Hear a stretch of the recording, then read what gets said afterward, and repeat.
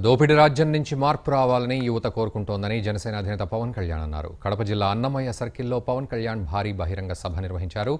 భయపెట్టేవాడు నాయకుడు కాదు, స్వేచ్ఛనిచ్చేవాడు నాయకుడని పవన్ అన్నారు. దేశం కోసం చచ్చిపోయేవాడిని నేను, మీ రౌడీయిజానికి భయపడను అని జనసేనాని వెల్లడించారు. అధికార ప్రతిపక్షాల బెదిరింపులకు భయపడే ప్రసక్తే లేదన్నారు. ఎందుకు ఇంకా వెనుకబడ్డ ప్రాంతం అనిపించుకోవాలి? పోనీ నాయకులు వెనుకబడిపోతున్నారా? వేలకు వేల కోట్లు, వేలకు వేల ఎకరాలు ఎక్కడి నుంచి వస్తున్నాయి వీళ్ళకి?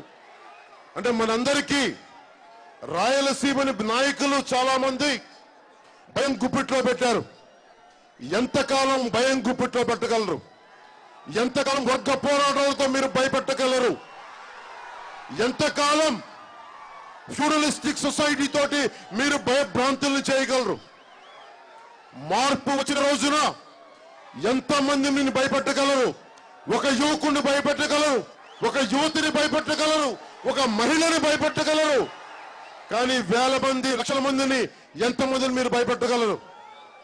మనకు కావాల్సింది, రాయలసీమకు కావాల్సింది స్వేచ్ఛ, ఆజాదీ.